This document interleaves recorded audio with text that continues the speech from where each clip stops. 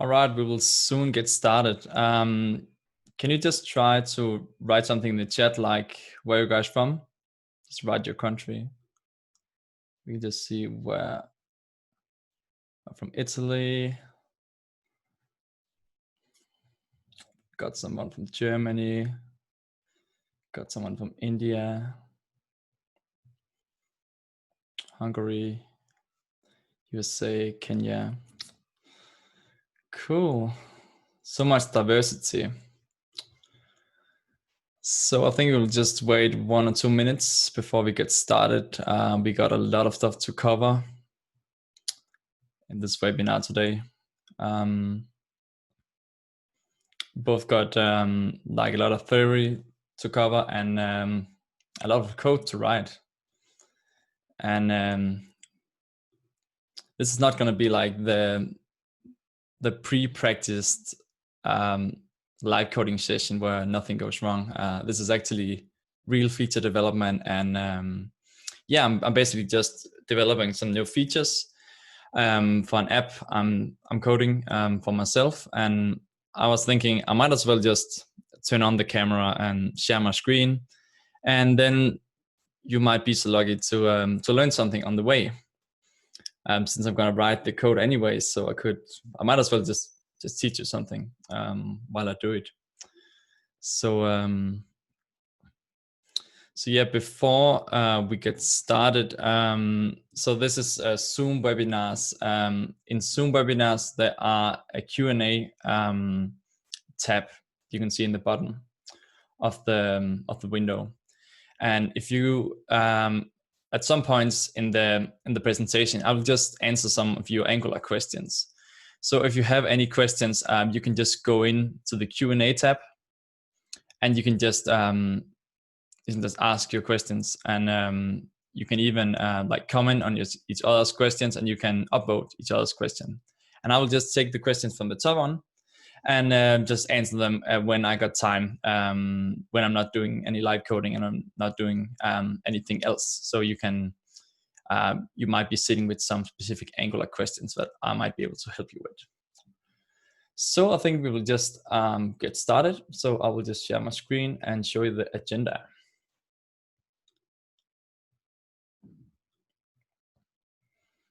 So can you all see my screen? I'm just gonna make sure I still have the chat on so I can see what's going on. If you can see my screen, just type yes in the chat. Yes, looks good. Okay, good. So so this is the plan for today. I'll just introduce myself, tell you a little bit about what I do, what my experience is, and like who I am, and what we're gonna do in this session here. And then we're gonna cover what we're going to build. And a bit small, someone says. I'm just gonna zoom in. Yeah, is that better if I do like that?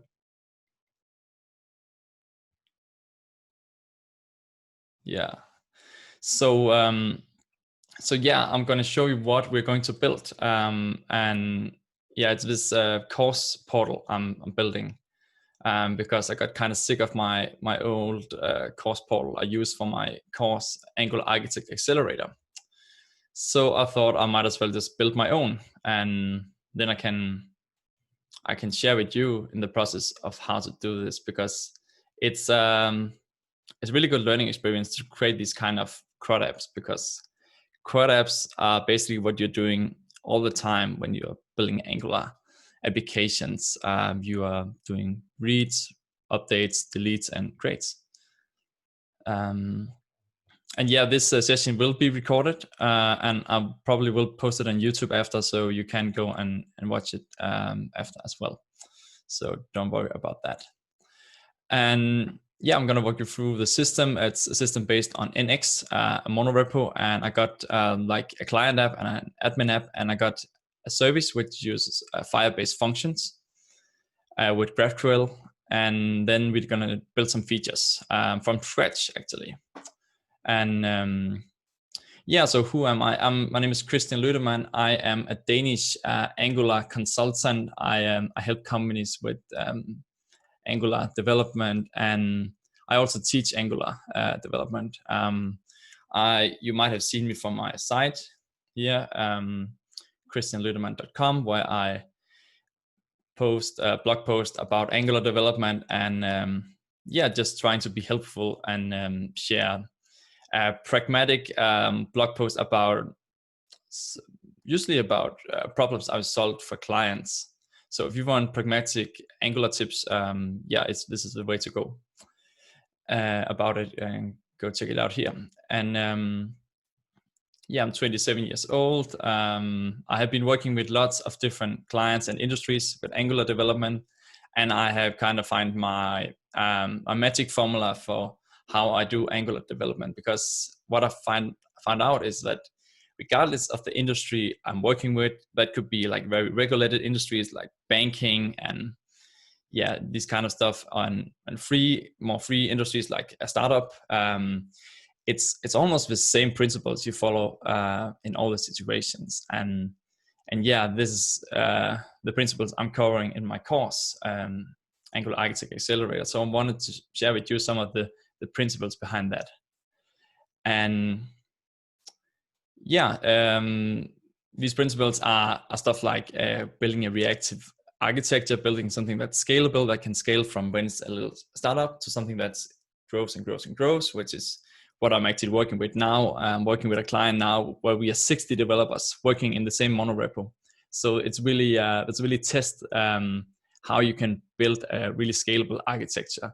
And I'm going to share with you in this webinar here how to actually set up your Angular app so it can scale to that kind of sizes, and how it can still be maintainable, how 60 developers are not like stepping on each other's toes, and you can still keep it kind of nice and maintainable, regardless of the size you're reaching.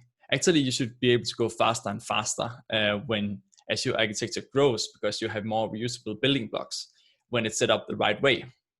When it's set up the wrong way, obviously you're going to go slower and slower, and you're going to have the syndrome of having one fast release and then releases going slower and slower with more and more bugs. So let me just show you the general idea for what we are going to build. So this is my existing training platform. It's built with something called Kajabi, which is a software as a service training platform. And I want to make this myself because I think honestly I can make it a little better than this. So it's like you could go here and you can watch some video, and then there are some work items here to implement stuff from the lesson. There are some cheat sheets so you can easily remember like highlights from the lesson and get some code snippets and whatnot that is related to make it easier to implement stuff from the lesson. So an app like this, from an overall high level view, it looks like this. So we have a course client, which is what you see here, which is where the students go in and they can watch videos. They can, consume the content and interact with the course. Then there are the admin dashboard, which is where I'm working. So with the admin dashboard, you can actually create the sections and you can create the lessons and you can administrate the users and all that. And what I like to do then is to then use, you can call it a backend for front-end pattern, a BFF pattern, where you have a dedicated service for these front ends here. And I like to do it with GraphQL. So I'm not really gonna cover GraphQL too much in depth because GraphQL is a topic on its own where you could easily do a 5-hour webinar to learn everything about GraphQL. But what the idea is behind GraphQL is that you write these queries where instead of you creating these DTOs, from normal REST APIs where you specify request and response models, you're more flexible here. So you can actually specify just the data you want from the GraphQL schema. And then you can query it and you can mutate it. Mutate, for example, when you want to update some state here. And then the actual state persistence is through Firestore, which is a Firebase database. And this is a very simple setup. It's very fast to get running and it's very scalable. so it's very good for startups because it's based on cloud infrastructure that you can just scale up very easily. You don't need to worry about hosting or anything like that. Everything is in the cloud and it's going fast. Another benefit with GraphQL and having this set up here is that on the initial load, you can just in a query specify all the data you need. And then that query is going to the GraphQL server here. And then that GraphQL server can just fetch everything it needs from Firestore and then return it.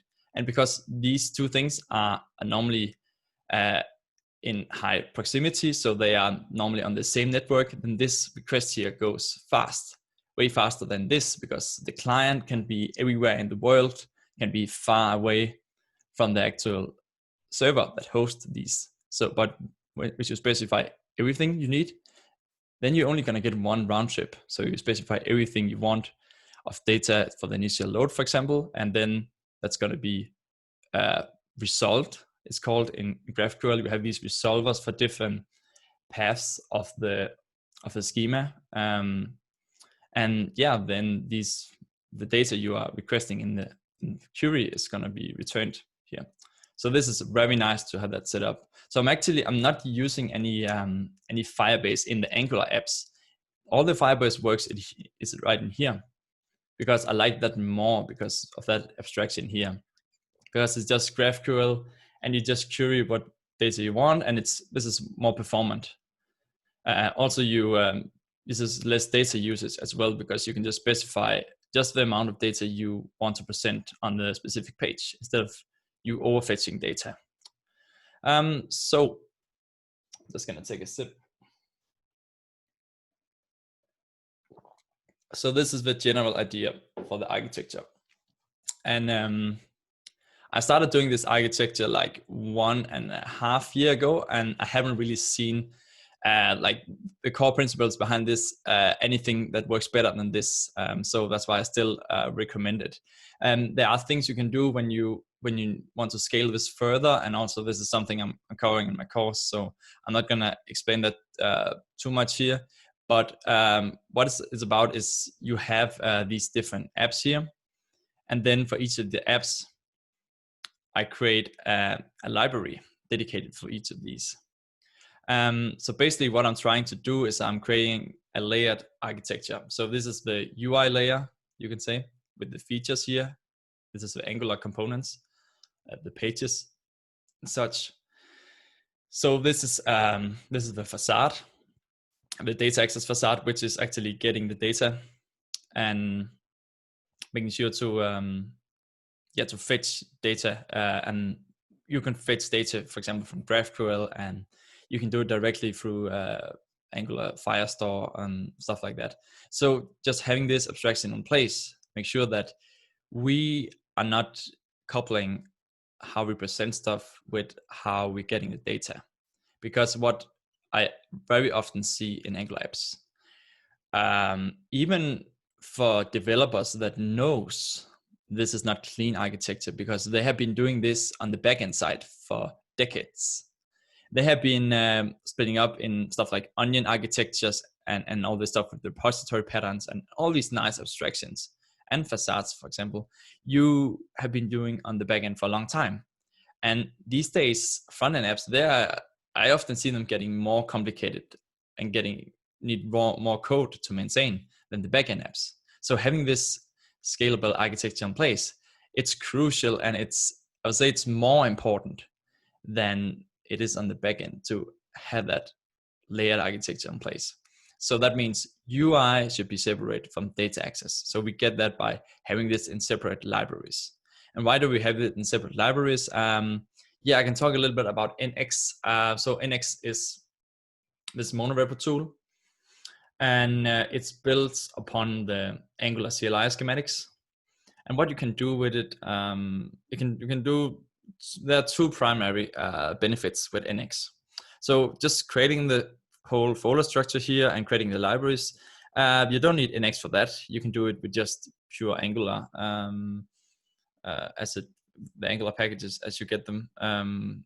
But when you have stuff like this, you want to make sure that you are only running tests. For example, if you have created some pull request and you only change some of the buttons here in the buttons component, then you don't want to run unit tests for the whole thing, especially not when this scales, because a big Angular project, they can have, I've seen like 7,000 unit tests, and it's just going to take so much time. Even like if I have a very fast computer and that can do it in maybe like 2 minutes, but for computers that are not that fast, it's going to take like 5 or 10 minutes.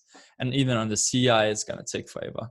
So what NX can help us do is it can draw this dependency graph where we make sure to only rerun tests from that specific library. So that could, for example, be a library in UI.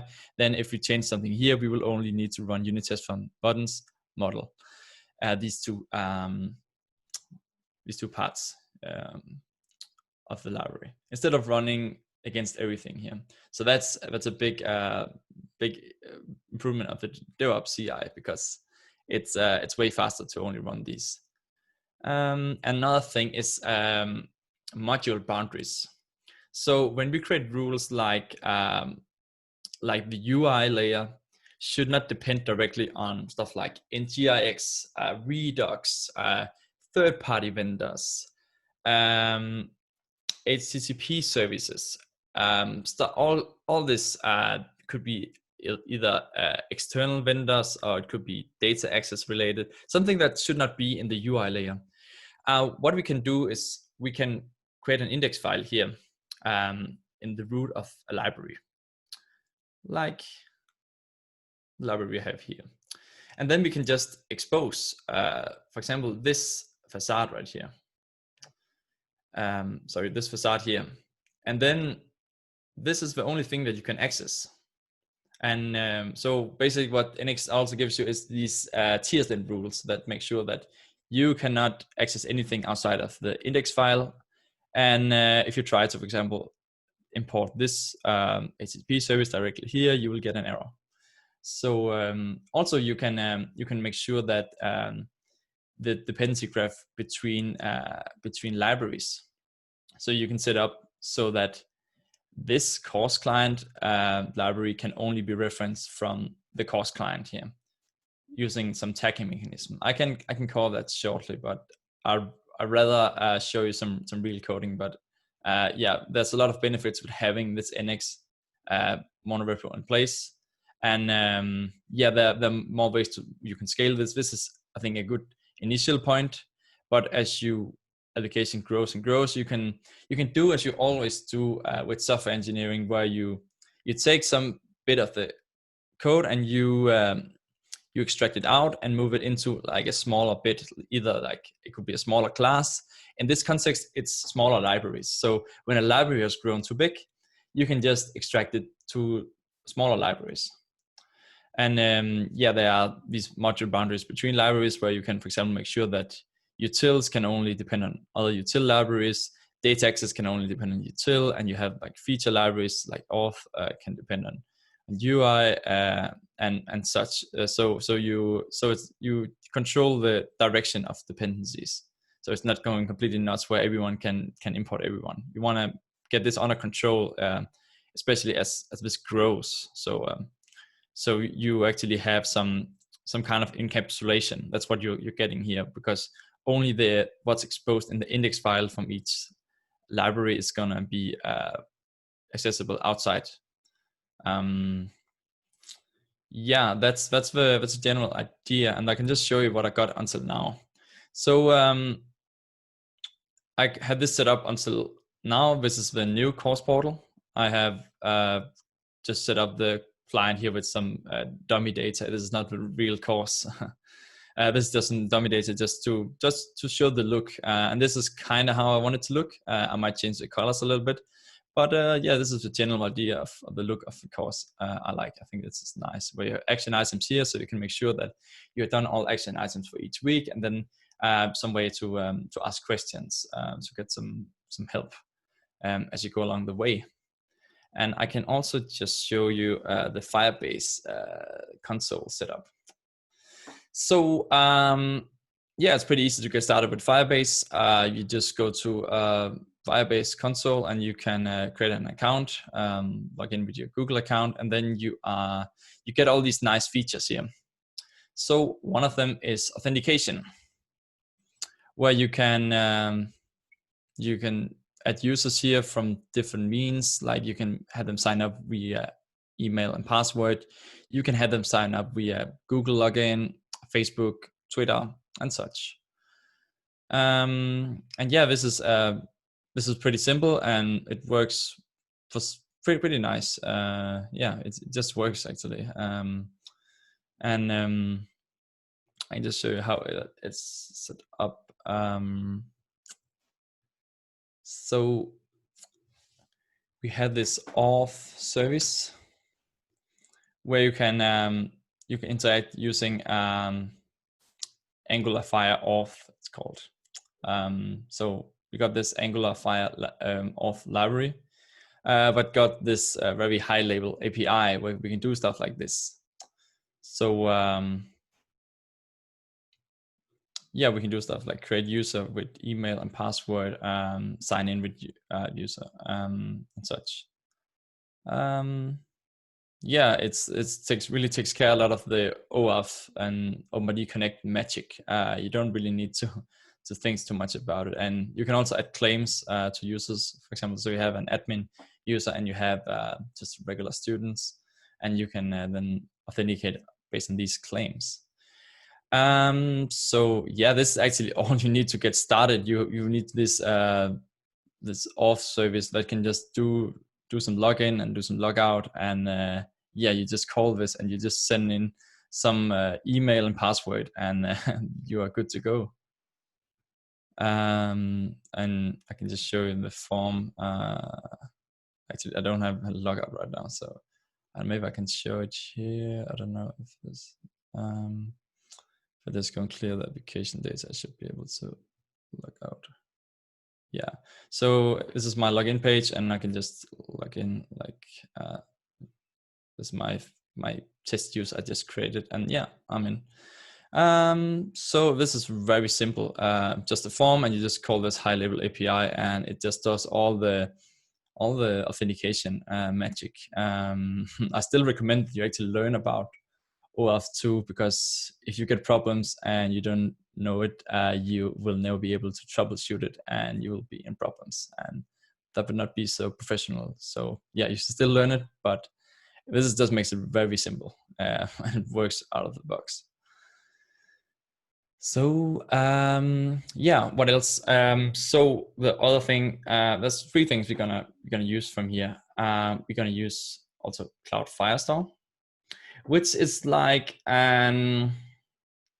it's a NoSQL, but it can it supports references in some way. So you can do like foreign keys in some ways, and you got this editor here where you can see when you add a new field, you can provide some type from it, and it doesn't really do any like schema validation of the type. You need to implement that yourself, which is another reason it's nice to have Firebase functions, because then you can do stuff like validation like that on the server before it actually hits the database.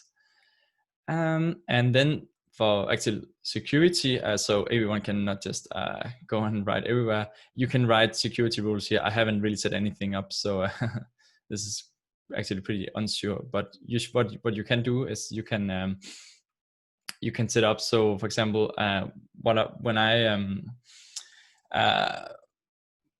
I created the user,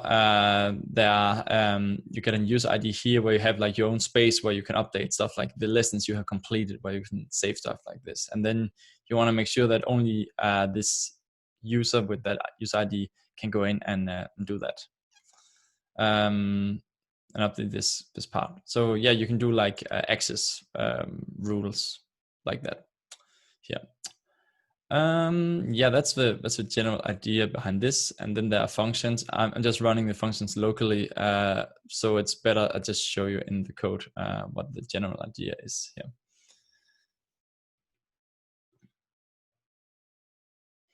So if I just collapse all of this, you can see the high level idea, and it's And as I said, it's the same as this. It's just yeah, showing you on the high level here. So this is the service here, and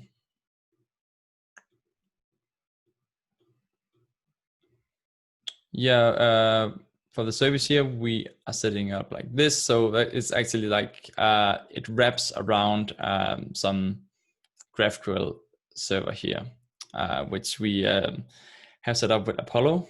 It's an Apollo Express service, which then supports GraphQL queries. So it implements the GraphQL standard. So you can, so here you can set it up with like your type definitions, which are your schemas, and then your resolvers. So you can start doing stuff like this.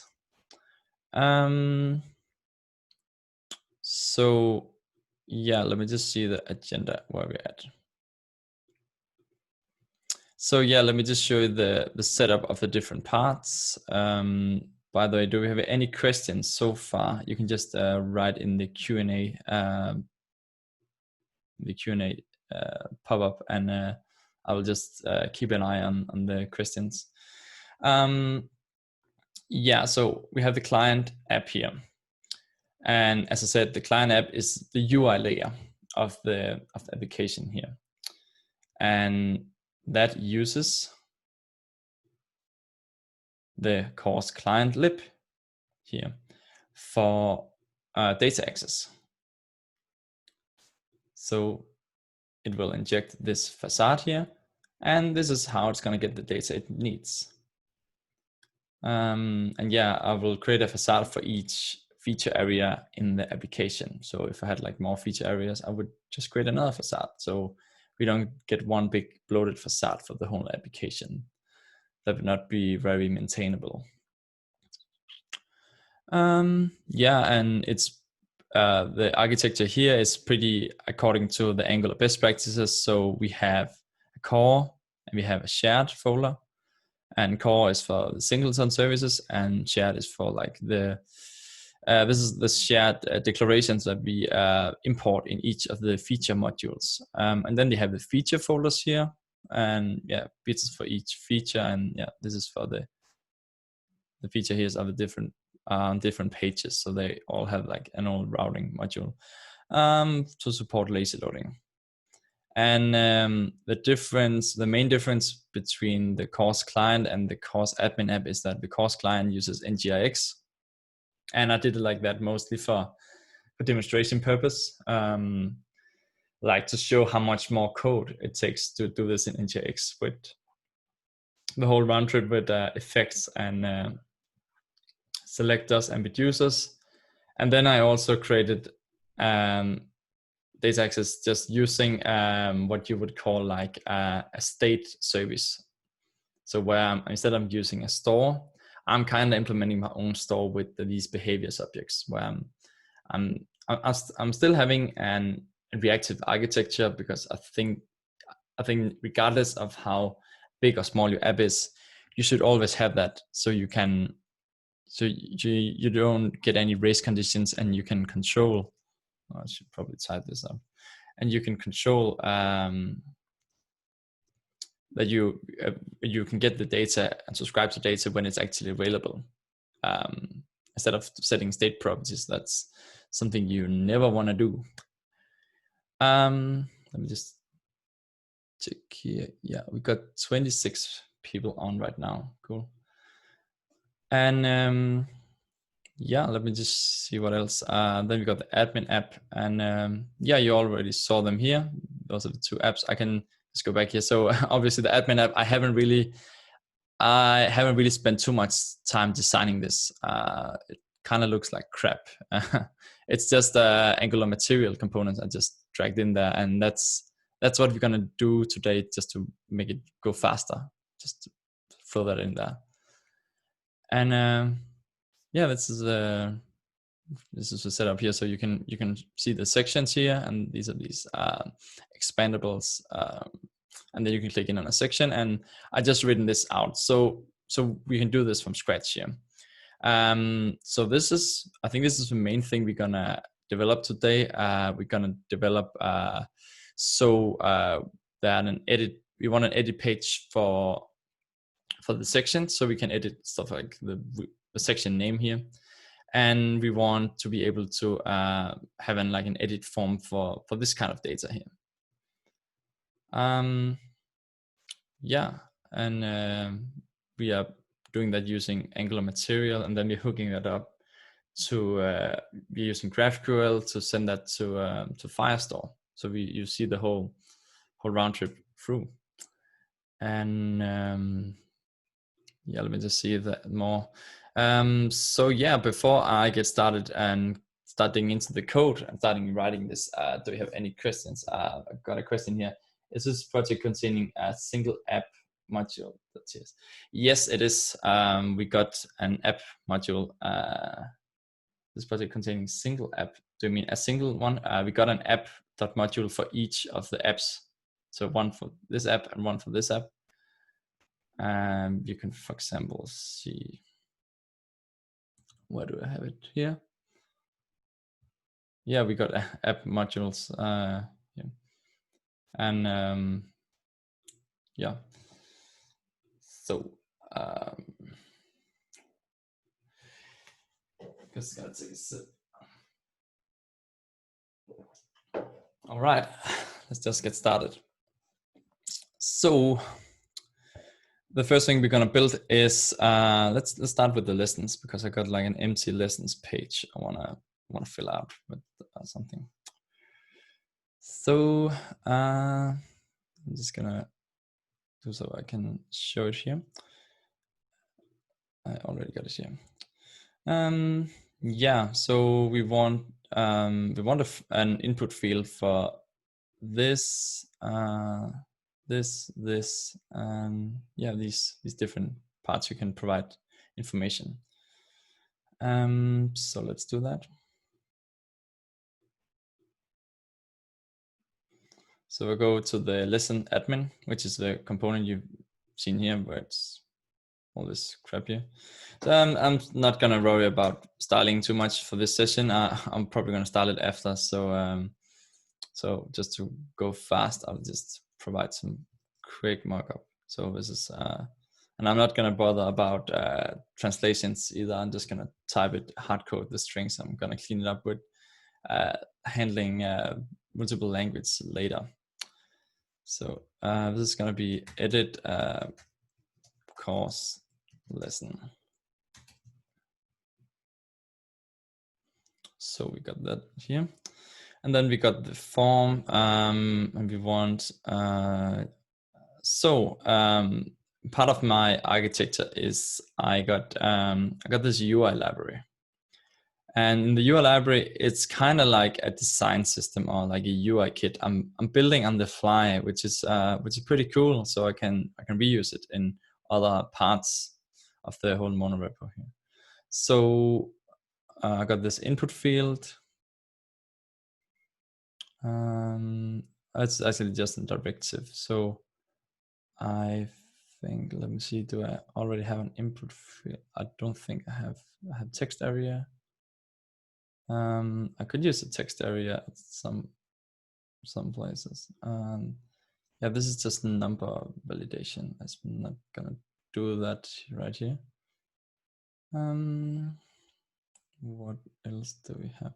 Okay, I'm just gonna make it as pure Angular material inputs. So let's see how we're gonna do that. We're gonna go here. We're gonna see there's an input here, and yeah, let's just use that. And Thomas, he asks, is this architecture competing with microfrontends with Angular elements? It's not using Angular elements. One place I might expose as Angular elements is the UI library here. I could expose that. So every time this builds, it will also publish this as an Angular elements bundle as well. So it can be used in other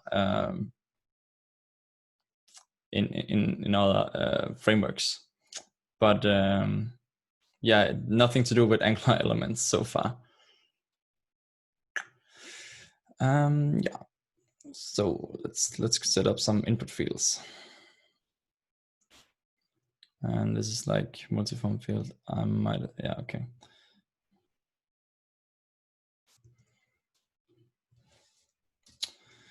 So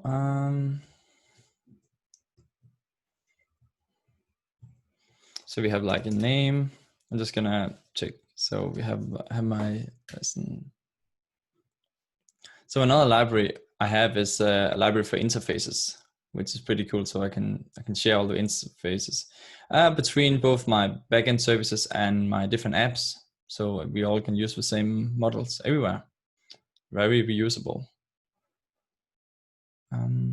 So we got a name here. We got some lesson name, and I don't want any initial. I just want to do some data binding. So I could just use template-driven forms here. I think I'm going to do that. I haven't set up the form module, I think, so that's why it's complaining right now.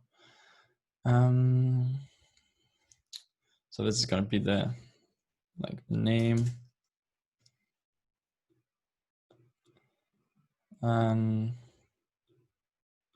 name. We have just gonna copy this a couple of places. Name and video URL, and like that. And so video URL, and description, which I probably want to use a little longer one, so I can use this text area instead.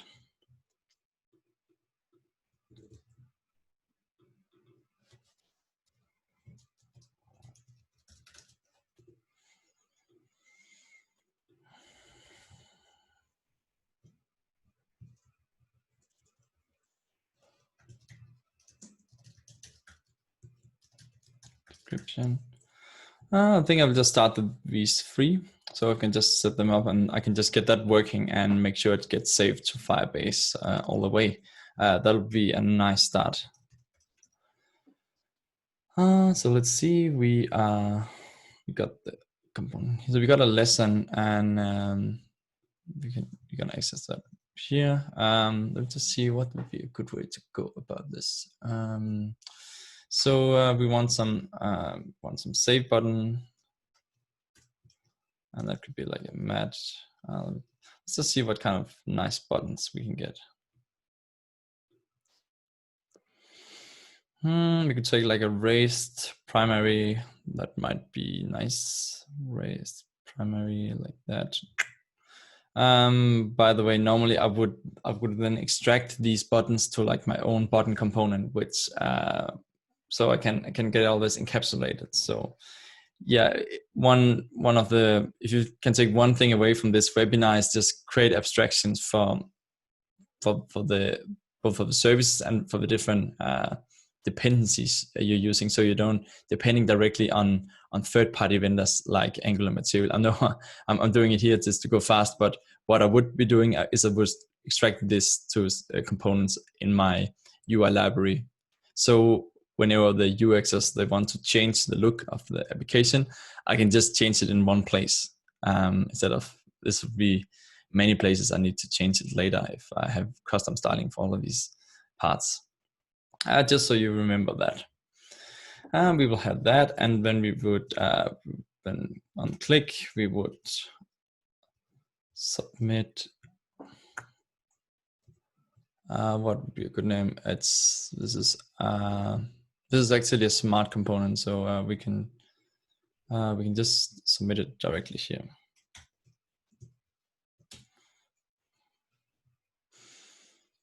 Yeah, just a note about smart components and presentation components. So for each page in the application, I like to call that the smart component, and that means that's the one that's gonna do the external dependency injection of, for example, the facade and other external services.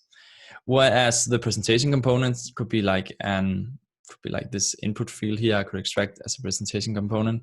That's gonna interact using input and output, so it can be more context agnostic. So it just interact using inputs and outputs, but it's not really tied to any specific context. Like it don't need a service to be available for it to work. And yeah, having that in place is gonna make you get more reusable components, because the presentation components is gonna be more reusable as they are not dependent on a context. So you always want to have that separation. So for the pages, you have a smart component which can do the injection, and then for all the other components in here, you can just use inputs and outputs. And then there are always what if there are 10 levels of nesting in the application? Yeah, if there are 10 levels, you might create an intermediate and mediate level where you call that another smart component, like in level 5. So you're not propagating 10 levels up and down using inputs and outputs. That doesn't seem very sensible. So yeah, that's the exception to the rule. But otherwise, keep the smart and presentation component separation in place. All right, so we will have this submit here, and okay, let's do it the right way. What I would do is I would do this reactive forms. So we need to have that imported. So that needs to have the reactive forms module, and we'll have the form. So we will inject here the form builder, called private form builder and form builder. Yeah, here you can specify the form. So just have the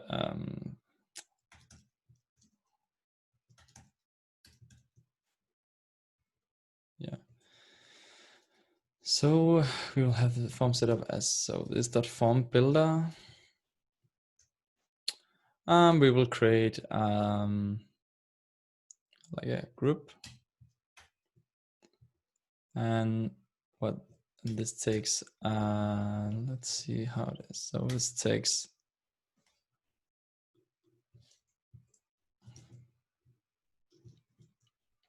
oh, sorry, I just need to check again.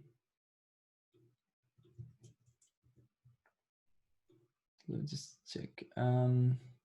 Yeah, so this is an object with properties for each of the different fields here. So we have a name and like what kind of validator do we want. So name, and then we have the initial value for name, and then we have validators. And we want, what do we want? We want this to be required.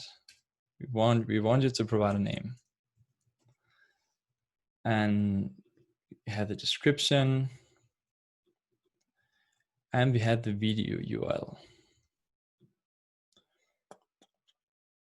So these three things are in place. And what are we going to get? We're going to get a form group. So I'm going to call it that, form group. And I'm going to set it to the form group. And so we will have this in a form.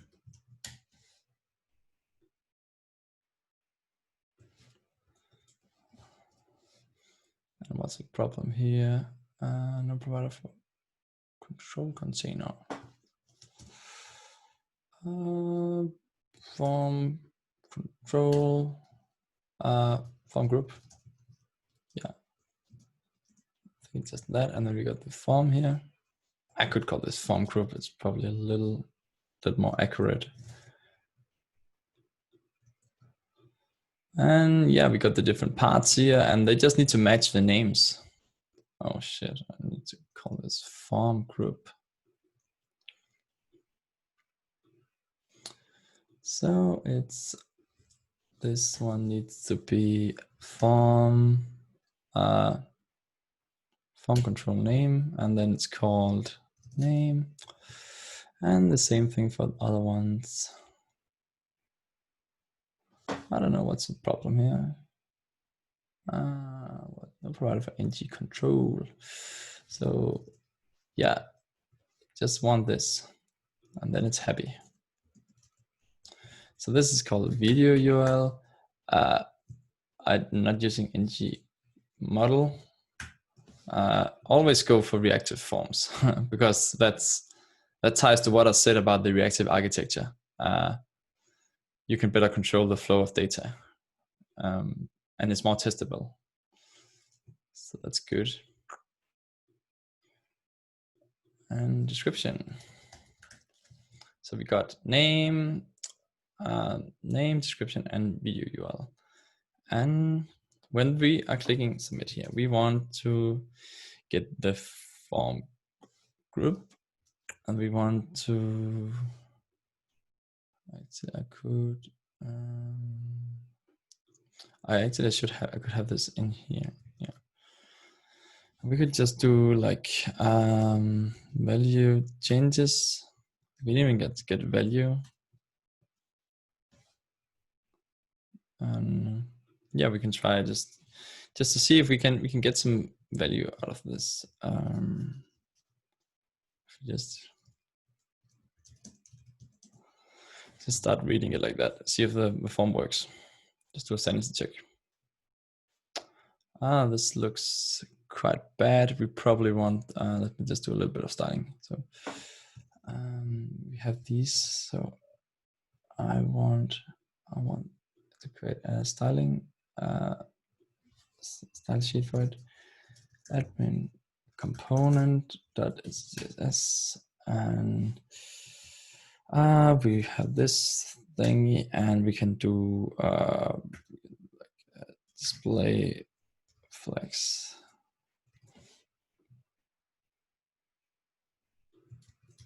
And I need to import it.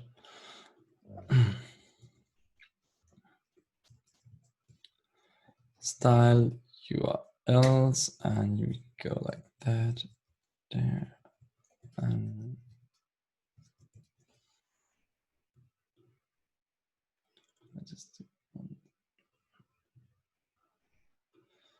I just need to get in so I can see the chat while I go at it. Yeah, cool. Yeah. Let's see if that looks. Yeah, that looks better. Not good, but better. Yeah, as I said, I'm not worrying about styling. I'm just worrying about the end-to-end functionality for this session. So I set a debugger here. So let's see if it can stop on the debugger. Yeah, so we can see we get the form validation, and yeah, there's something. So description we get the data from, but not the other ones. So did I save everything? So form control name. Yeah, put it on the wrong field. Okay, so you need to put it on the input field, obviously. It's the one that does the work here. And yeah, video URL, form control name. Video URL is it spelled right? No, it's not. What's the consistent way to spell? I think this is how I want to spell it.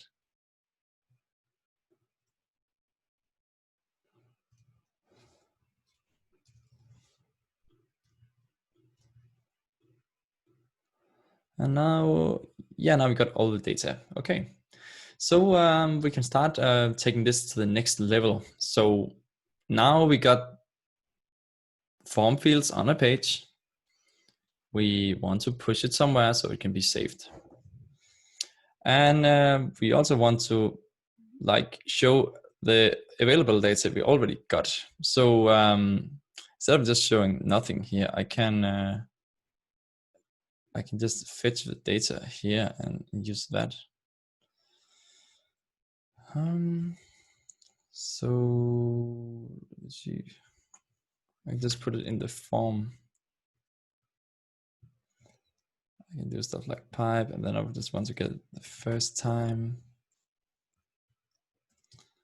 And I can just get the lesson.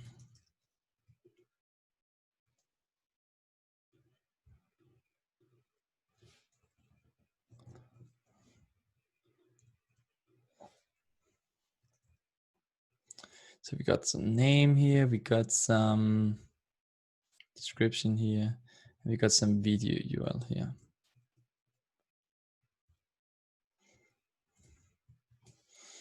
Let's see now. Still nothing. Let me just set a debugger point here.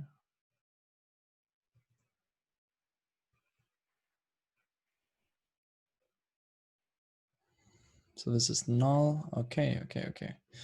We'll make sure that we are getting this when there's data available. And let's see, we can we just put a filter on this one. So filter lesson.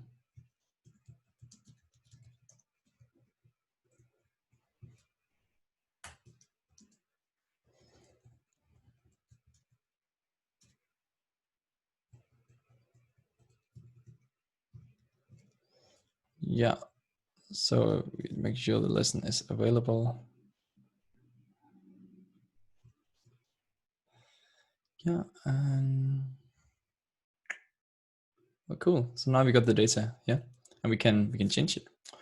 Let's try and push this further down the pipeline. So what we want to do from here is we want to take this data and want to use the facade. So we might call this save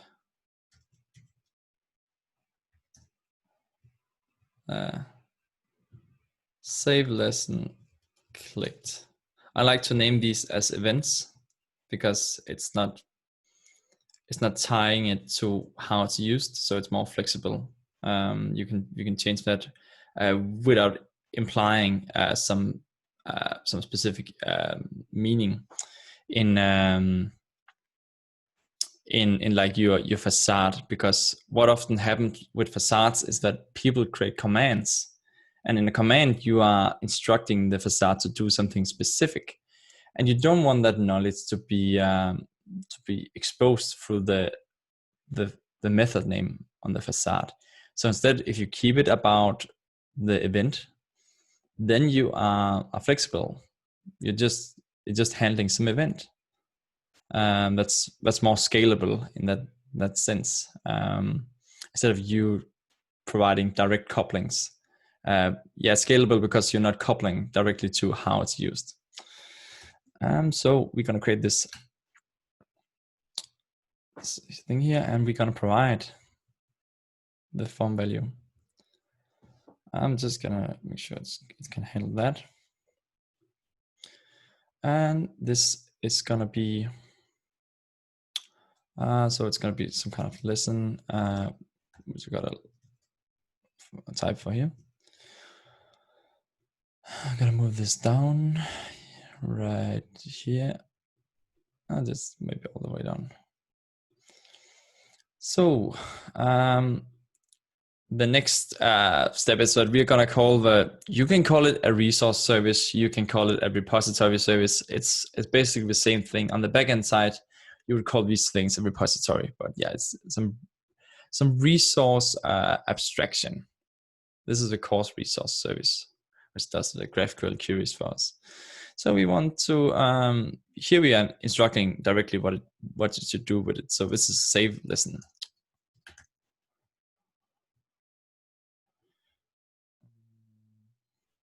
Yeah. So we are saving lesson and we're providing the lesson. We're creating a method for that. Yeah, and I'll just set this up and then I will show you a bit, show you how this is working with GraphQL. So I already got the GraphQL server running. I just need to find it here. Oh, I can stop this one. So which port was it? I got it running on this one.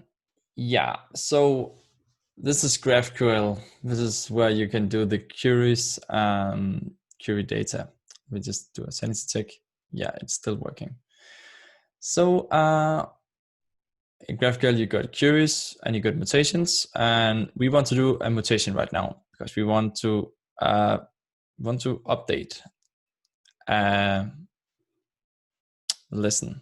So I could just copy this because we're almost doing the same thing. And we can just try to use it directly because we can just create the whole mutation here. So it's called save lesson update lesson. Yeah, and then we're passing some data to it, and you can see this is actually pretty nice with playground here for GraphQL. I get type safety, I get intelligence when I fill this thing out. Yeah, so I have this is the fields I have. So name, and might be name could be whatever, and description could be whatever, and video URL could be whatever, and then this returns a string because I specified to do that. So it will just return some string that the lesson got updated. And yeah, I'm gonna take that query I just created here, and I'm gonna try to set it up like a real GraphQL query, so I can call it through my resource service. I'm just gonna save everything, so I'm not losing anything. So I'm gonna create the I'm gonna call it save lesson mutation. Actually, update lesson mutation. It's more accurate. And I'm gonna create some GraphQL expression here. I'm gonna just copy in the thing I just took from the playground. I just need to insert some values here, as you see. So I can insert the name. I can insert the description.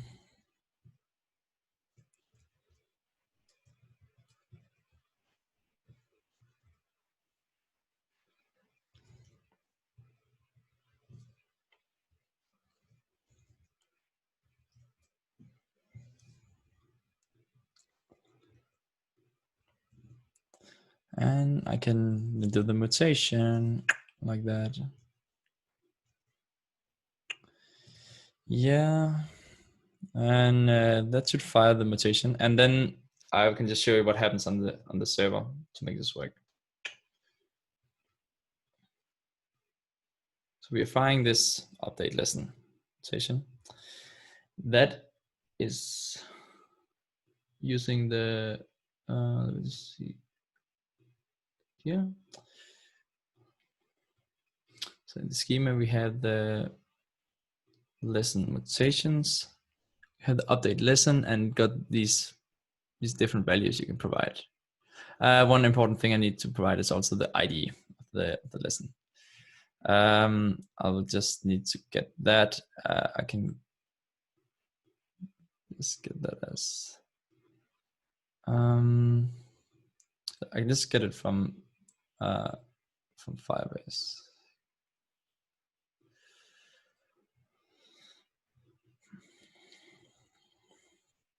So this is the different IDs I want to reference. I'm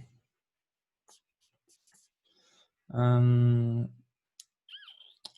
sure I got that. That's problem is a 2. So if I make these ID match up here, it should work. It should be all right.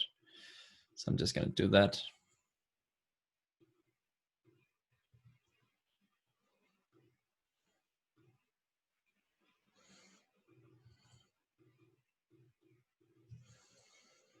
Did I use the right ID here? Yeah, okay. And then I need to update. Do I need to update the IDs here? Let me just check. So I got the I'm using the right IDs here. It looks like okay, all good, all good. Now it's all right. Because I can now get the ID from ID and then ID. It's an ID. So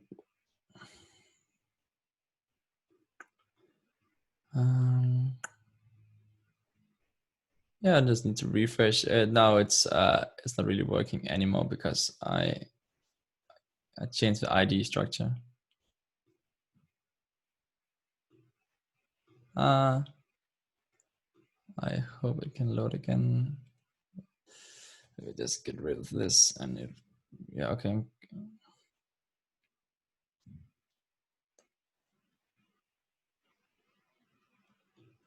And Brian asked, why are you using double curly brackets?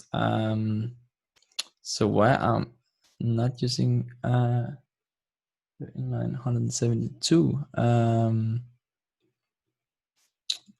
double curly brackets, not for the other ones.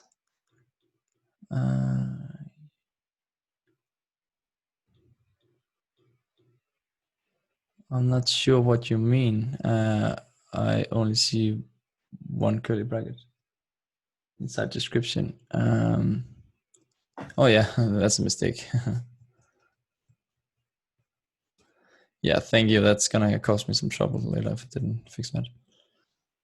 Let me just see if everything is working fine. Comma after ID. Comma is actually not necessary, I think. But I think you can work without. Okay, here. Yeah, okay, we are back again.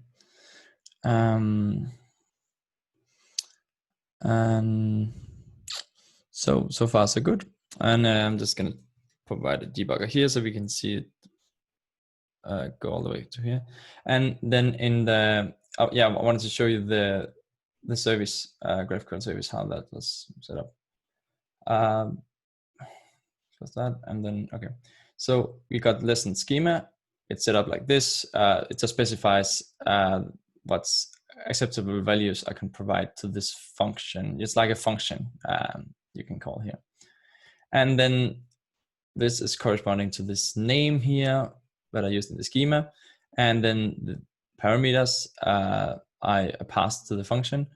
And yeah, it's from here it's just interacting with Firestore database, and it's referencing this lesson, and it's updating it where I'm just removing empty fields before I'm doing it. And then we're gonna update the lesson. So yeah, I'm just gonna provide the new lesson.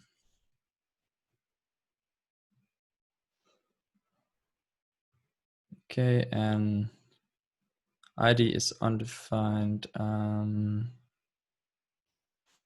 Why is the ID undefined? Okay, of course I need to provide the ID as well. Otherwise I'm not going to be able to reference it. So that's from the lesson admin component. I will just make sure to also provide the ID. I could just do something like this and then provide the ID.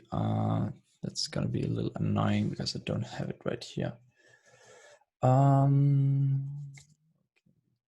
can we do?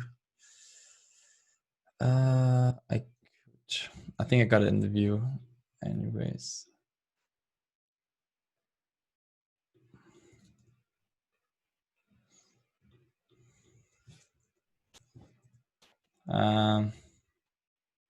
Yeah, I could just do like, then I got the lesson. It's gonna give me the lesson here.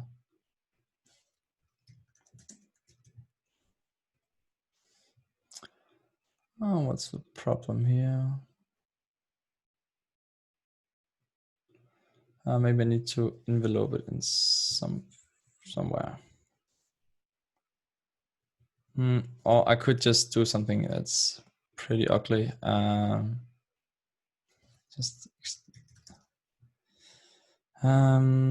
just want the ID. So yeah, normally you shouldn't do this, extract it to state field. But yeah, just to go fast for this, I'm just gonna do it here.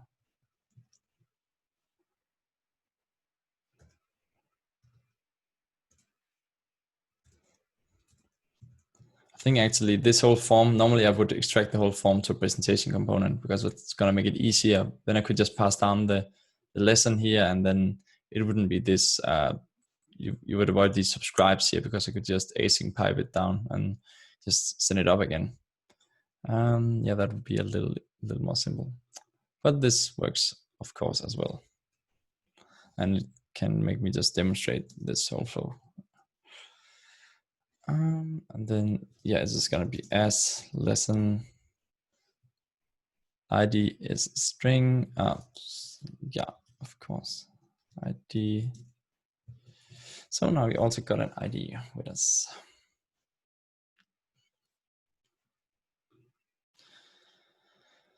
I cleared everything.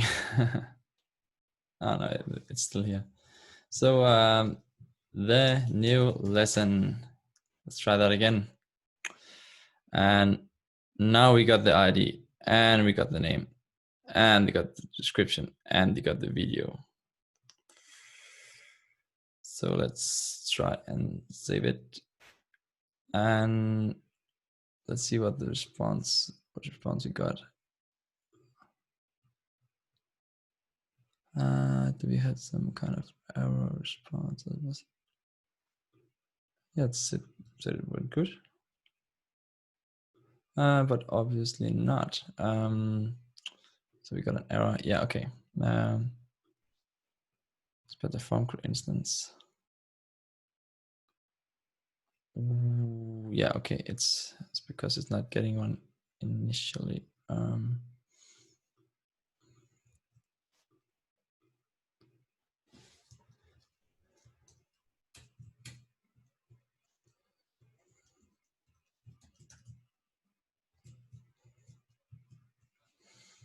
Just gonna mute that.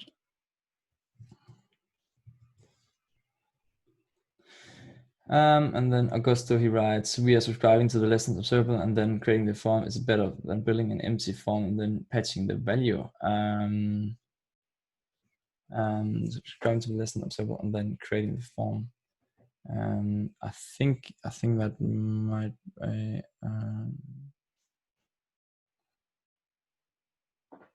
yeah, because if we did that, we would avoid this thing. Yeah, that might be a right way to go about it. Yeah, we could do that. We could just we could also make the form group could also be an observable, and then we could just make all this a stream and then async pipe it. That would also fix the problem. Patch it right after we create it. Something seems to be off with just creating something and then patch it immediately after. But yeah, it would be a solution, I think. But I probably would prefer just having it as initial values here. That's probably why you can provide initial values to the form group. I think that's a little more clean. Yeah, but the best way would probably be to make the form group an observable, and then we could avoid the subscribe thing and just use the async pipe. Yeah. So now we don't have that problem anymore. And new lesson. Let's see if we can figure out what's going on here. So we want to mutate all this stuff. And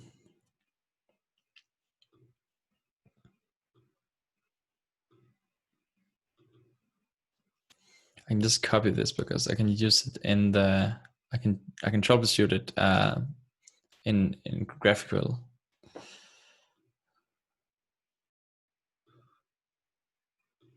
So it says okay, but it's not okay. So let's see.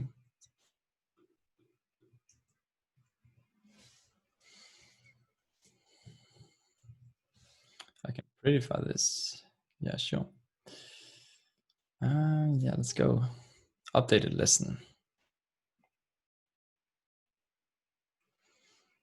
Did that? I don't think that worked. Oh, it actually works now. Cool. Let me just write something like that and see if we can save it again. I'll just refresh. What? So it doesn't work from what's going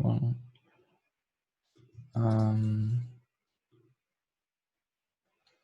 Got the new name here, provide that in, and we are refreshing. And if I do it from here, it seems to work. So if I do this, now it's called this nonsense name. Okay, yeah, what do you guys think I'm missing here? If you think I'm missing subscribe, you're probably right. I think yeah, there's no subscription on this thing.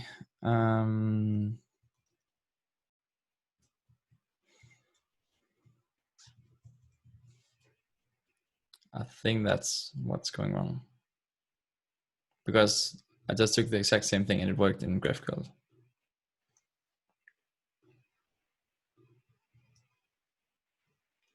Okay, cool. Now this is working. We can update lessons here.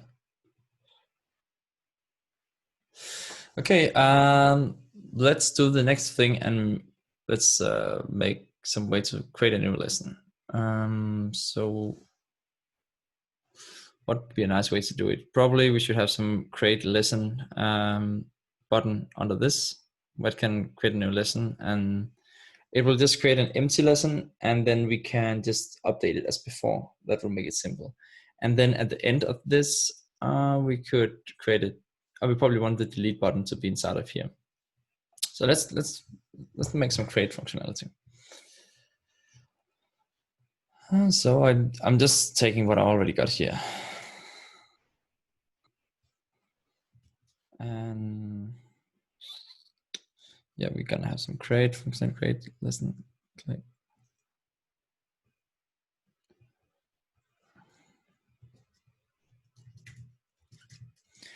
Probably to be more consistent with the naming in GraphQL, we probably want this to be update lesson.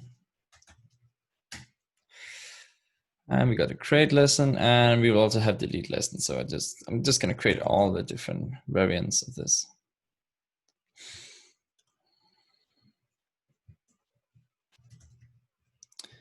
Delete lesson.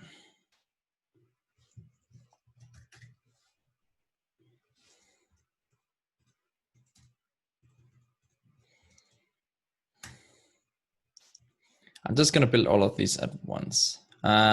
Actually, yeah, let's do it all at once. Now we've seen the basic idea. It's almost the same thing we're gonna do for the other variations, so it's not that hard really.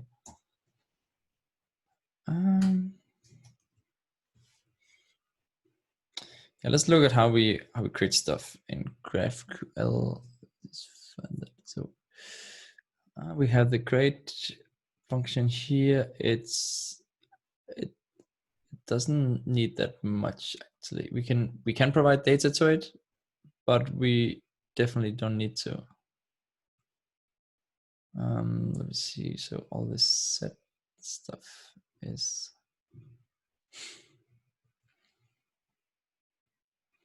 yeah. I want to use this as well here. Otherwise, we're going to get into problems if you try to provide undefined values here. Okay, we got all this stuff. I'm just going to remove this one from here. And then, so every lesson is going to be tied to some section. And you also can see I'm running to do here because it needs to be, yeah, it needs to be linked to the section. So we got a section ID. So probably want this one to be the first section ID, which goes along with all the other ones. And let me see how the schema is set up. So section ID is required. That makes sense. A lesson needs to be tied to a section and ID. And then these ones are actually optional. You don't need to provide it. Normally, how you're going to do it for the GUI is you just created an empty lesson and then you fill it out. So create the lesson. don't worry about that one. We clean the payload. We provide the payload here. So yeah, we are.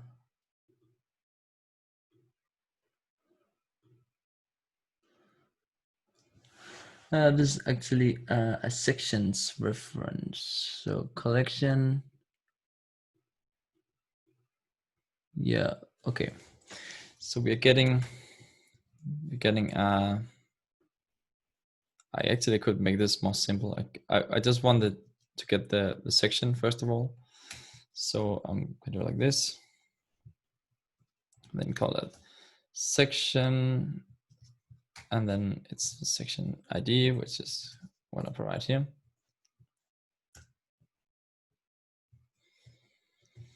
And so it's called. Actually, I'm gonna keep this off, but because it's just gonna. Let me just remove this. So we got lessons here because we want to create a new lessons reference, and then we're gonna update sections later. So this is being updated. Create a lesson promise. Then we're gonna have some create. And the data says careful, create lesson is declared into update lesson. I'm not sure what you mean with this.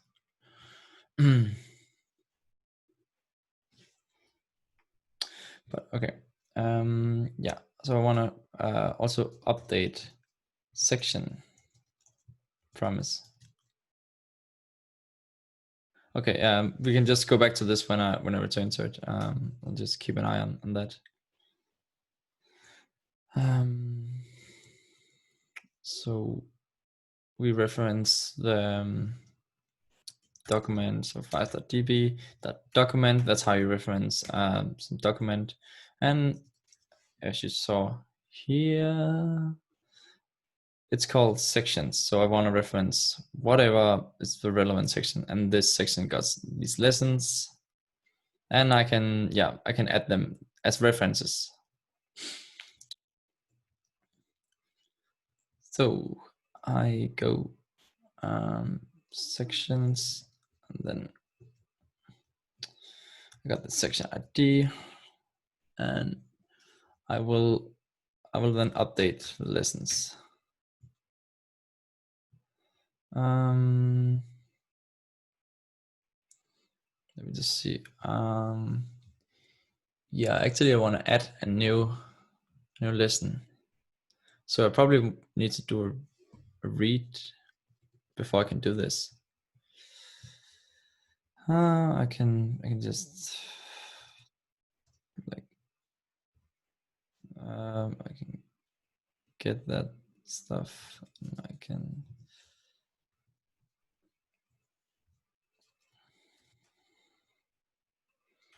this is a snapshot. That's snapshot.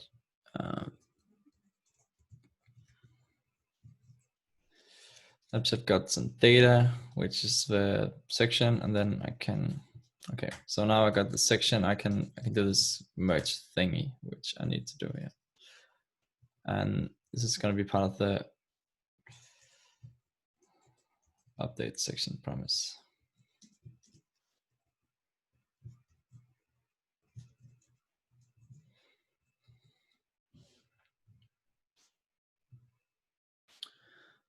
So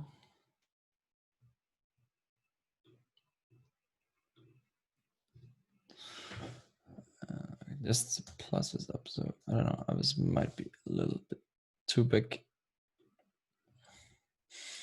Okay, we get this section. We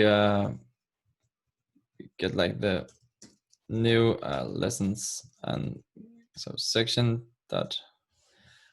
By the way, this is a section. I can just yeah, section D2O. It actually is. And I got lessons. So I got the existing ones. And I also gonna add the new one. And I got the new ones reference here. Yeah, and I can just dot. And then I can do Firebase DB, and then I wanna update, I wanna get.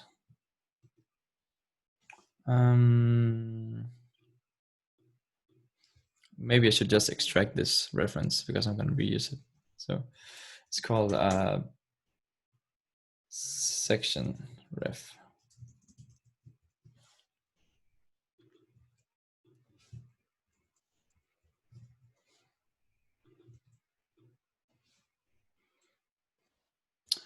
And let's add the section ref.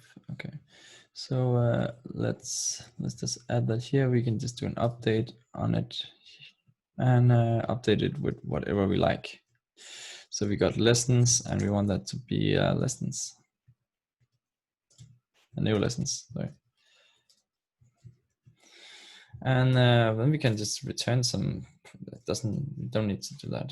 And then we return in the end. It's gonna be a return promise all, and then we're gonna resolve these two promises.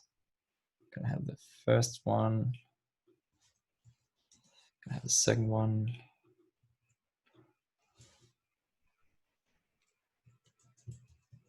Maybe it needs to be an array. What's this?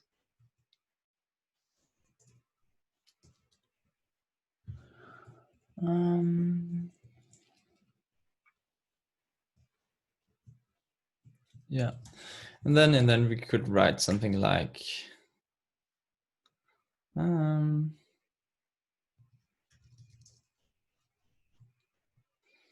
what could it be like? Lesson got created.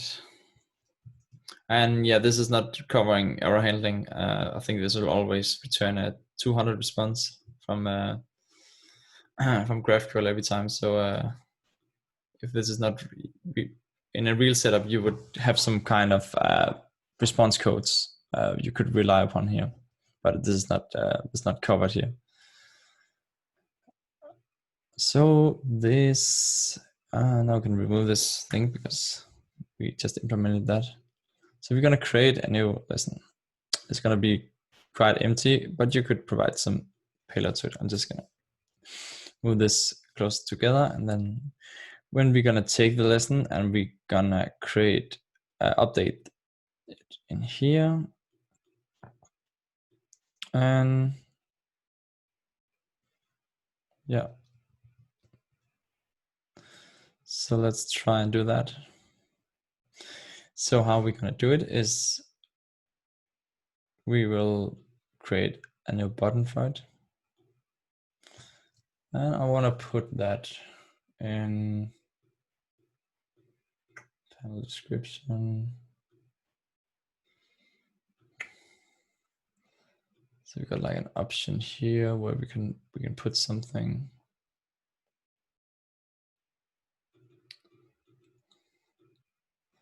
And lesson clicked. So this is when we click on a lesson, this is being triggered. I want this to be right at the bottom of the panel. So let me just see if I can do stuff like this. I'm just gonna take the same button as I used here. It's called save lesson. Now this is what we call create lesson. And it will then call create lesson clicked. And the only thing we pass to it is the section. Yes, because we want the section ID. That's the only thing we need. Let me just see. I think there's actually something wrong with the schema, because you you're not getting the ID there. So I need to remove the ID as well here. Yeah, because that's going to be generated automatically. And yeah, we are providing that here. Okay, that looks right.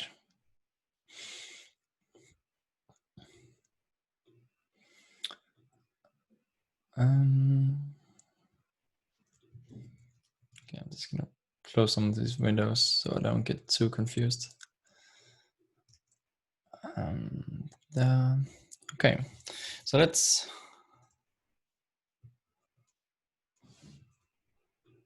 just gonna normally I name these event handlers like on create clicked. So on create clicked, and then it will just have the section ID, which is a string, and it will then go like this: cause admin start. And then we will use the create lesson clicked, which is just going to provide actually just the section ID. That's the only thing we need.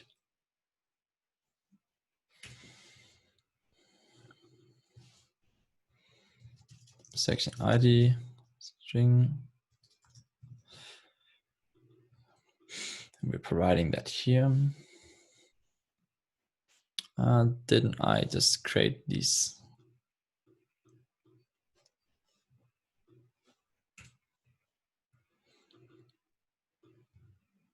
This is probably what you meant.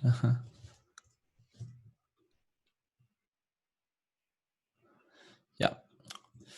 Okay, so this is gonna be section ID. And for some reason, I think the order should be this one first and then update and then delete for some reason. Maybe it's CRUD because it's how you do the CRUD operations. C, U, and D. Okay, and I can just go to GraphQL and I can generate some query we might use. So this is gonna look like this. I can just test it out first to see if it works. So create lesson, and it's got a section ID, and then I'm just gonna pick a section ID from Firebase.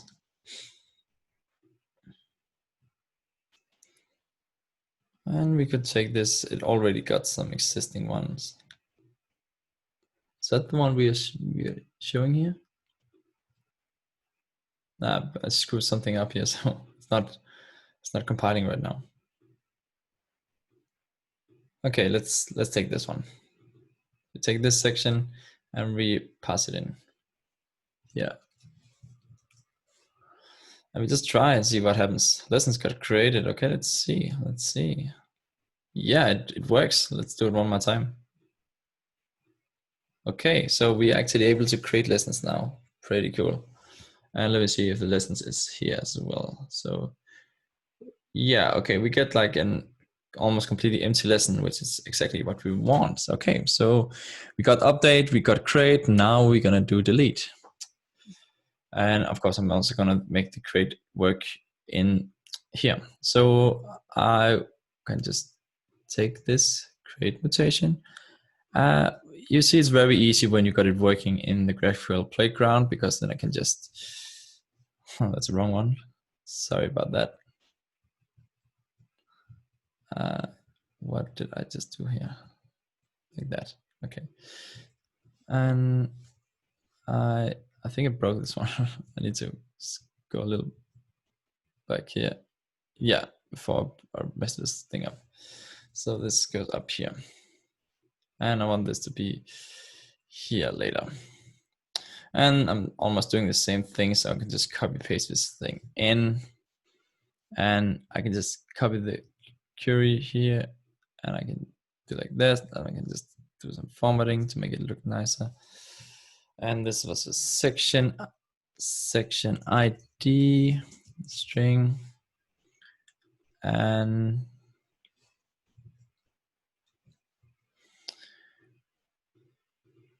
This looks right. We set the section ID and we do the mutation. So this is called create lesson mutation. Yeah.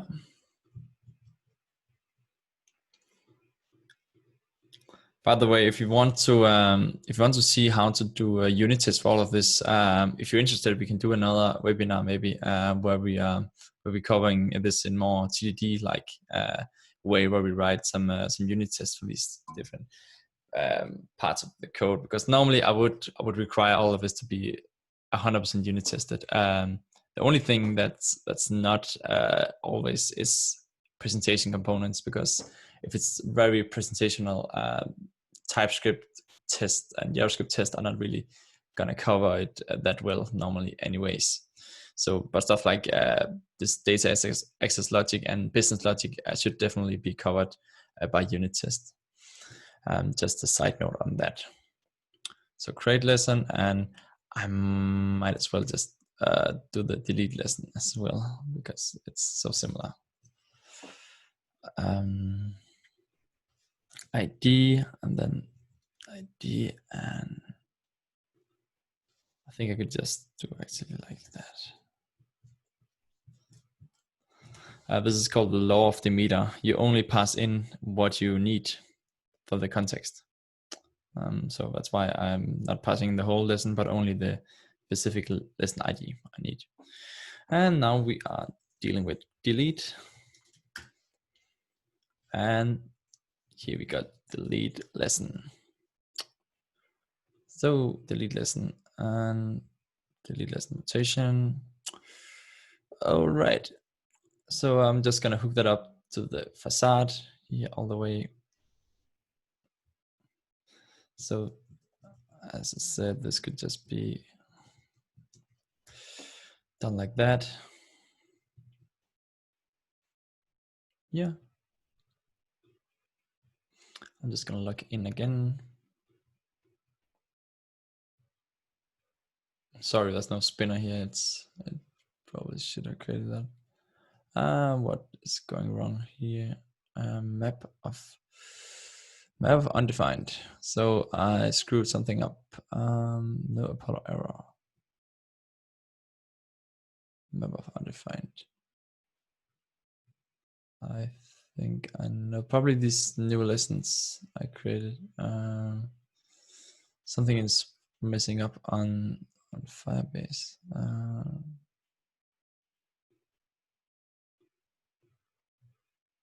Map of undefined. Yeah, so this is how you know if when it's broken. You don't get the HTTP errors. You get them in the in the Apollo client.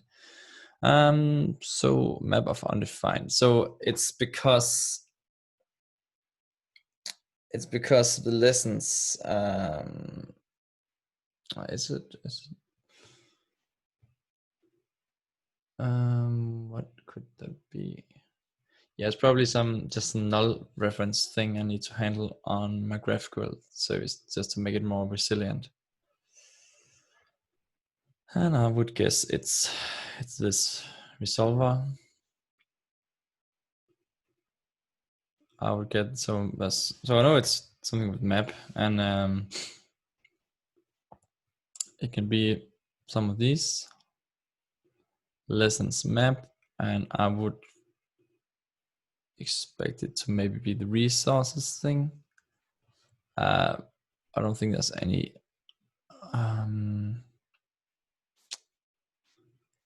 Maybe I can just see it here if I. So I can still get that, but if I just try to get it all, like I want to get this, I can still do that. It's probably the lessons that are causing problems, and then I get IDs. Yeah, kind of map of undefined. Yeah, it's too bad. I probably should find out why there's no source map on this. This is not very helpful. But I can. I know it's populated listen, so it's. I can still figure out where it is. So it's here, and yeah, it's probably with the resources. So if there's no resources, I could see if that's solving it. Yeah, it's not iterable.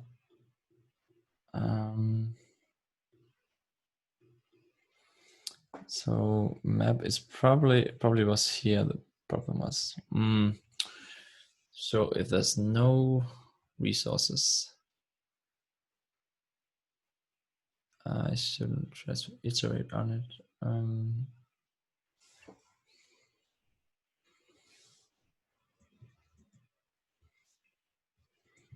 I can just try and do that for now. See, see that is solving the problem. Yeah, okay. So yeah, okay, it's working again, and I can create this. Cannot read property lessons of undefined. Okay, so let's see the other ones where I created some more. Yeah, this is the other ones I created for property lessons of undefined. Let's see.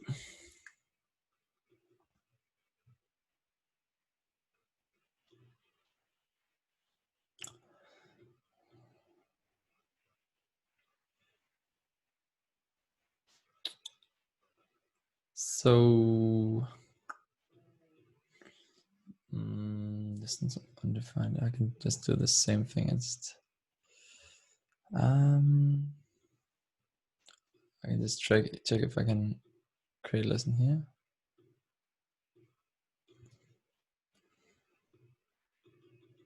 So it doesn't seem to cause me any problems here. But what for the other? Okay, I'm just gonna check what's actually being passed down.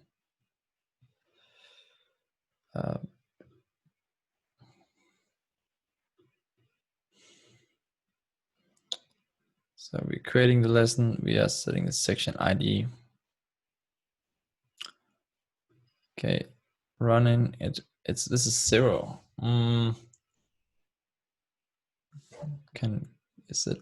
Do I really have section called 0? Oh, now I know. It's these section names that are not. Yeah, these. I think. Yeah. So this. It's just. It's just the data is not right. It's an invalid data because this is how it should be. The IDs are wrong. Oh, shit.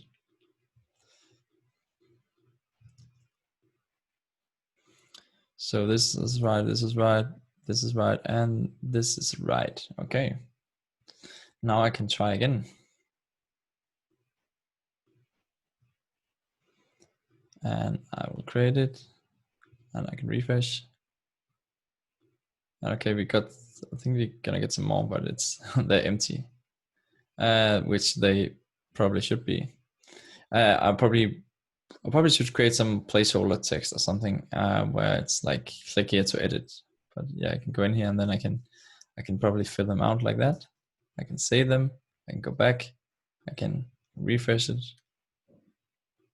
Yeah, okay, cool. So so we got some of this stuff working.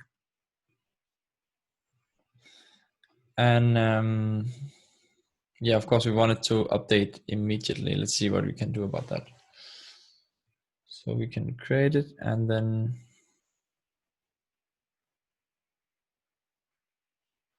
okay. Then it goes well, we want to update it. So we got the state in the store facade here, which is the state service, and when we update it, we want to update that specific lesson.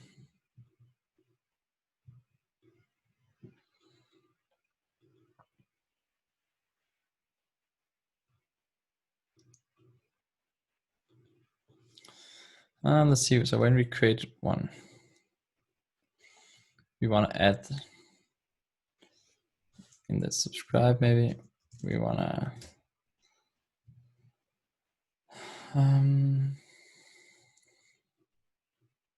We might need the lesson ID So maybe we should return that, but it's, yeah, we need that. So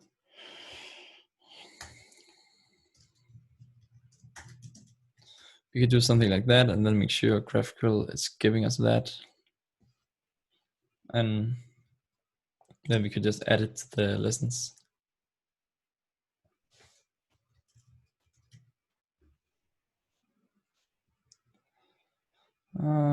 Could be, you just want to add it to the sections. And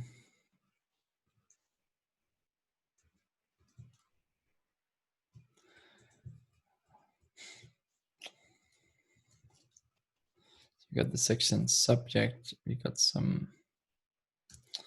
we can set some value. Yeah, I'm not gonna do that right here with the update of it. We have the delete. I can just show you as well. And but yeah, this is how you would do it. You would add it to the subjects here after it got saved, and you can also do it reflected immediately, depending if you want optimistic or pessimistic update. In this case, I probably would do a pessimistic update. I would just wait for this one to finish because I need the ID anyways. And delete. Yeah, I will probably, just to make it simple, do pessimistic update for all of these. So where we at?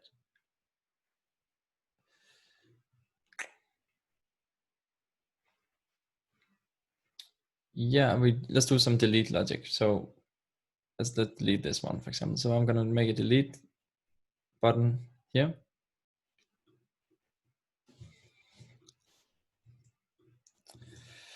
And some of these are called danger, I think. So delete lesson.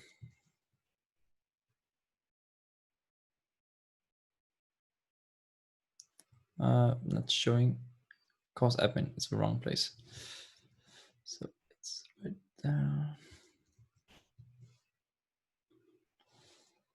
On delete.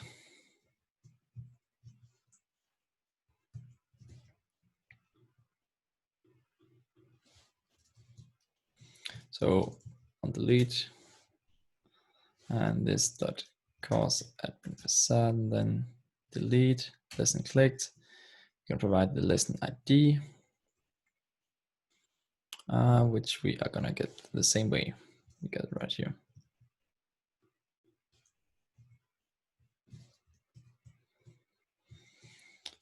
And I think it's pretty much all set up.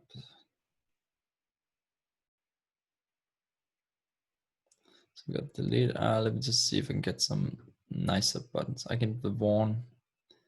Let's do the warn. What's that called? Color warn. Let's do that. And on delete, and just getting rid of that. So we can delete, we can pass it in here. And after we delete it, we probably want to navigate.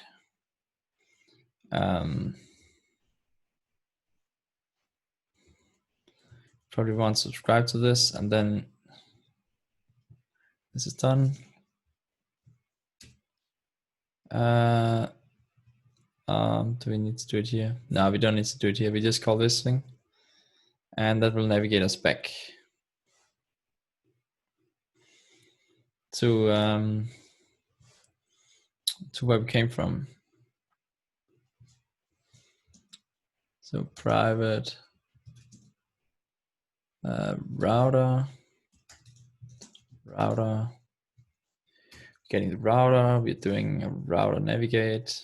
So in this subscribe, once this is deleted, we're gonna do the router navigate and navigate. Cause admin.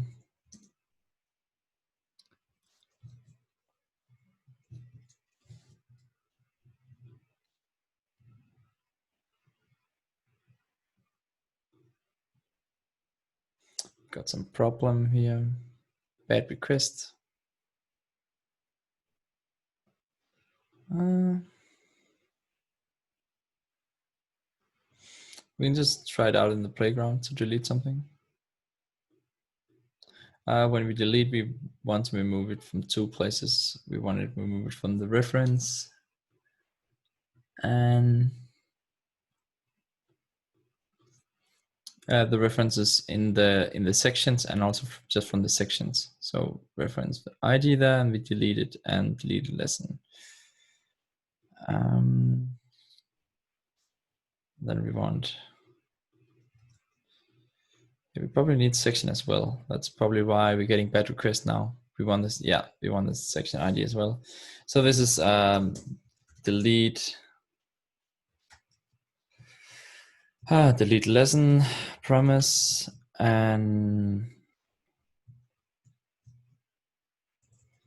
other thing is delete delete section lesson promise, and here we go. Get it. So we do almost the same thing as we did for the update, or for the create. We did this.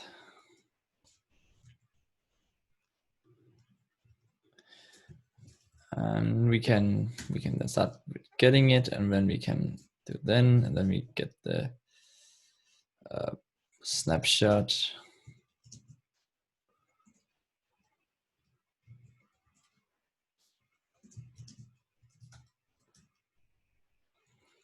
Get some data, and then we can from here. So it's going to be a section, and section, and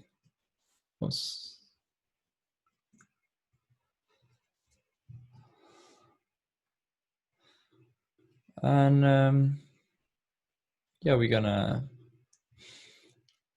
remove this lesson from the section. So section that we're doing the same thing with new lessons, and then it's got lessons, and we're just filtering out this specific one we don't want anymore. So lesson, and then make sure that lesson is lesson.id is not equals to the deleted lesson ID, which is provided there. And from here we just take the section reference, and we do a update, and we pass in, this is a section reference to, and we have some lessons, and they go. Then yeah, then we're doing the same thing as before with the return promise all. We're taking both of these in, and we are handling this one. Oh, this one. We're dealing with that one. And we are, so what's the problem here? I need,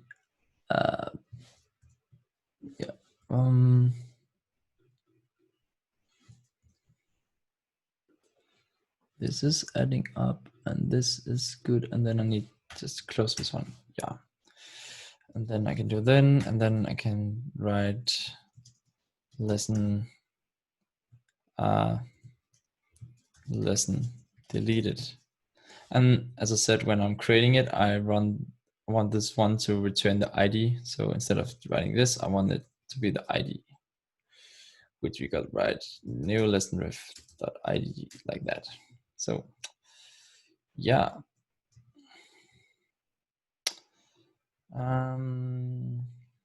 Yeah, I just need to provide in the section ID as well. Those are here, and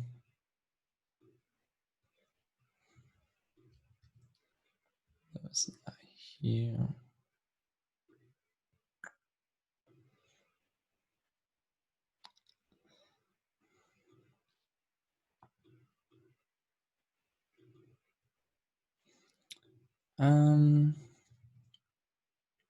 Yeah, so I unrun this section,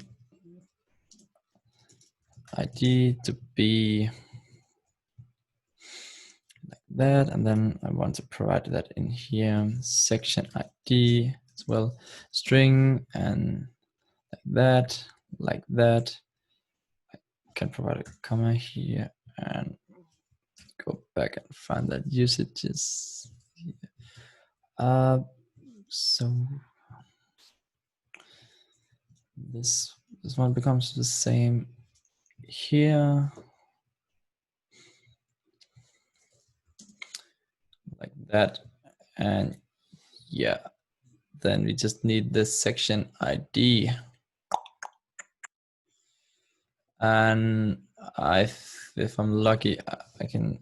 It's on the lesson here, so I'm just gonna store the whole lesson. The lesson. And yeah, as I said, don't do this. This is a state property. We want it to be in a reactive way. I'm just doing it to demonstrate how to get this data all the way through. Yeah, normally you would avoid the subscribe and avoid the state property. And yeah, so this is the section ID, and then we got that lesson ID, and as otherwise I could get the section. I could get the section ID from the URL as well, which might be more handy here. So I could do like route. Let's see, route. The route dot I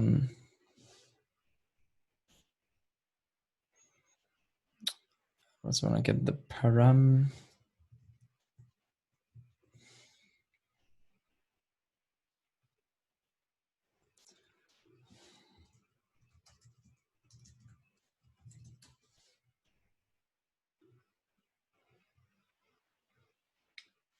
We can probably get something like a snapshot. So if you do like this dot route dot snapshot. What's it called? Activated route. Should be better. Activated route. We can do like params, and we can get the. Let me just see what I called it. Section ID.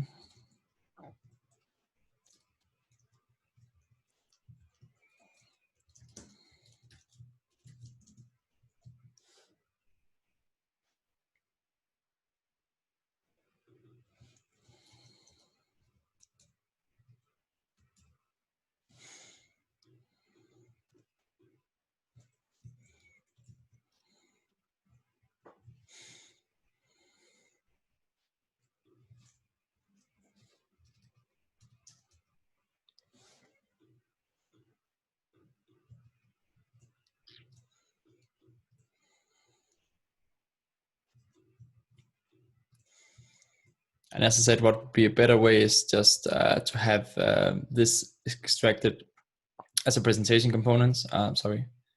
This as a presentation component, and then provide down the lesson, and then you submit it. It provides the lesson up again, so you can get these properties, or maybe just these properties if those are the only one you need.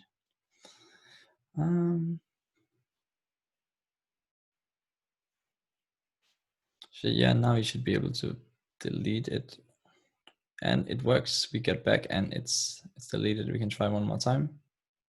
See if, yeah, there's one here right now. Yeah, and then we want to refresh it again, and yeah, we hook that up in the facade, so it will refresh. Yeah, that was almost 2 hours.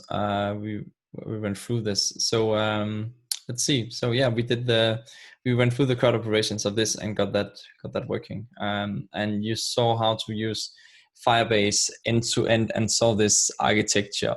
How this is actually a pretty kick-ass architecture especially for startups. because this can scale very well. It's pretty fast to work with, and it's all in the cloud, and you have this GraphQL superpowers, as you saw. Yeah, I think the last thing on the agenda is the Angular Architect Accelerator course. I would be a pretty shitty businessman if I was not talking about that. So I just want to announce that the next opening is going to be between the 9th and 13th of November, and I have a free warm-up workshop from the 2nd to the 6th of November. So you can go in here and you can sign up for that. I highly recommend that. You can just sign up for the free warm-up workshop, no strings attached, and I will teach you more about how to create this scalable architecture with NX, and really getting this architecture in place that can work with up to 100 developers working together, and how to do stuff like testing and getting performance tuning your Angular apps right. And also I'm teaching you how to accelerate your Angular career. You might want to get promoted, you might want to become a freelancer and have your own freelance consultancy business. I will show you how to do that, and how I did it myself, where I'm running this freelance business myself now, which I think is pretty cool, and it's pretty cool if you can pull that off. So yeah, it's all this stuff I'm teaching in the course. If you want to enroll in that through the 8 weeks, including the bonus week here. And yeah, once you enroll, you have access for 12 months, and then you're part of the community. I can just show you a bit of the community, how it's going. You can see here all the different students we have here.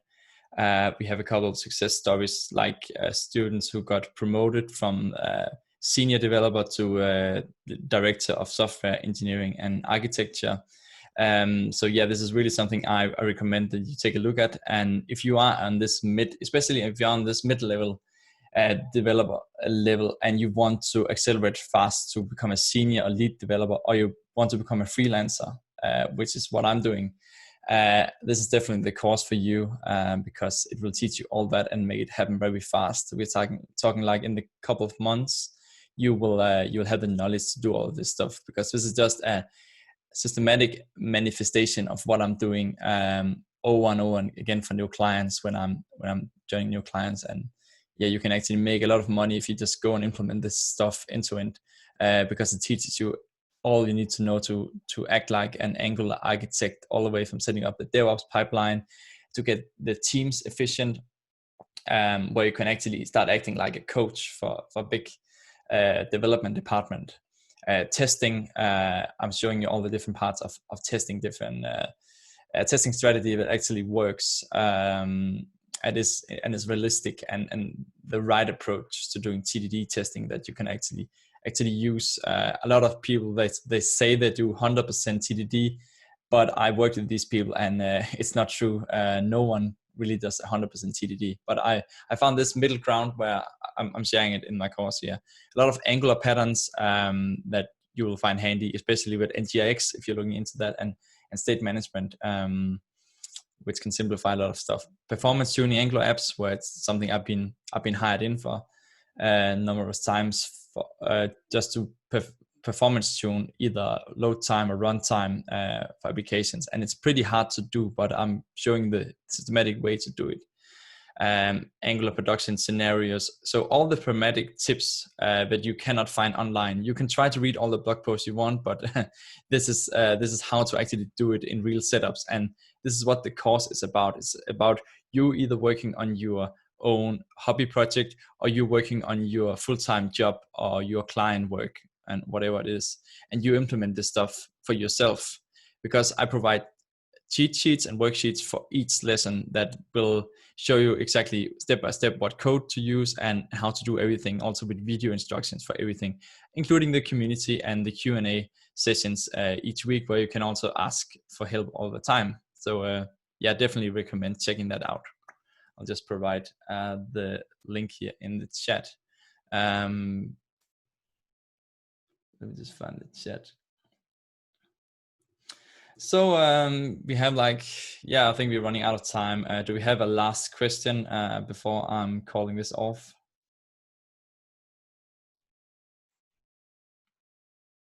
You can just write in the chat if you want some last clarification.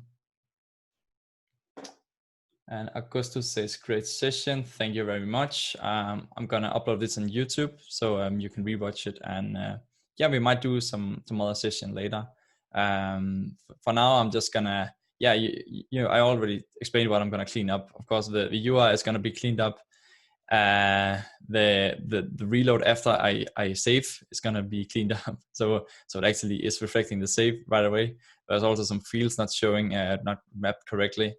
And there was something with yeah, the whole look and feel, and also I had some of the architecture was not completely observable and reactive based, and I want that, so I want to avoid this subscribe I did inside of this component. So yeah, I hope you learned a lot. This was not meant to be perfect, so that's why I just want to share what's in my head, and this was just something I would otherwise just sit alone and do. So it's great I can just have so many developers sitting with me and just learning something. So I wish you a great Monday. Right here in Denmark now it's Monday evening, so I'm gonna hit the gym now, and I wish you a great great evening, and thank you for sharing knowledge. Dado says, please share the URL for Accelerator via chat or via email so we can subscribe. Yeah, I'll just posted the link. I can just post it again.